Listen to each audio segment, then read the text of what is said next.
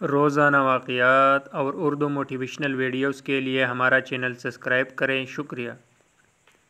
ایک عورت پیر صاحب کے پاس گئی اور کہا کہ پیر صاحب، مجھے کوئی ایسا تعویذ دے کہ میرا شوہر میری ہر بات مانے، جو بھی میں کہوں وہ میرے تابع ہو جائے۔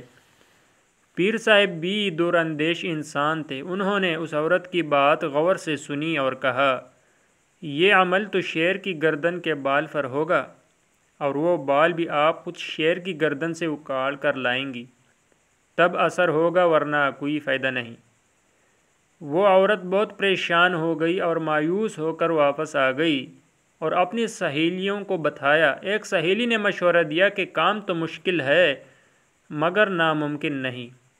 تم ایسا کرو کہ روزانہ 5 کلو گوشت لے کر جنگل جایا کر، اور جہاں شیر آتا ہے وہاں ڈال کر چھپ جاؤ۔ کچھ عرصہ بعد شیر کے سامنے جا کر ڈالو، وہ گوشت کا عادی ہو جائے گا۔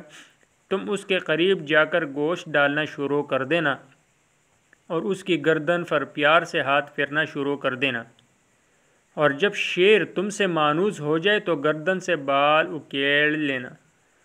اس عورت کو بات پسند آئی۔ دوسرے دن ہی اس نے گوشت لیا اور جنگل گئی اور گوشت ڈال کر چھپ گئی۔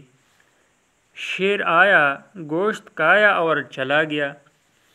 اس عورت نے 1 ماہ تک ایسا کیا۔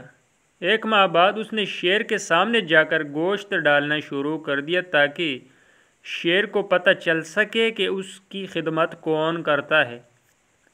کچھ عرصہ بعد شیر بھی عورت سے مانوس ہو گیا تھا۔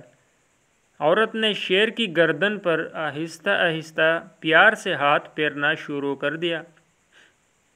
ایک دن عورت نے موقع دیکھ کر شیر کی گردن سے بال اکھیڑا اور خوشی خوشی پیر صاحب کے پاس پہنچ گئی اور بال پیر صاحب کو دیا اور کہا کہ میں شیر کی گردن سے بال اکھیڑ کر لے آئی ہوں، اب آپ عمل شروع کریں۔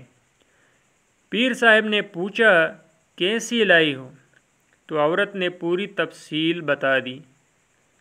پیر صاحب مسکرایا اور کہا کہ کیا تمہارا شوہر اس جنگلی درندے سے بھی زیادہ خطرناک ہے جو کہ خونخوار ہوتا ہے، جس کی تم نے چند دن خدمت کی اور وہ تم سے اتنا مانوس ہو گیا کہ تم نے اس کی گردن سے بال اکھیڑ لیا اور اس نے تمہیں کچھ بھی نہیں کہا؟ تمہارے شوہر کے ساتھ بھی پیٹ لگا ہوا ہے، تم اس کی خدمت کرو۔ جب جنگلی درندہ خدمت سے اتنا مانوس ہو سکتا ہے تو ایک باشعور انسان بھی آپ کے تابع ہو سکتا ہے۔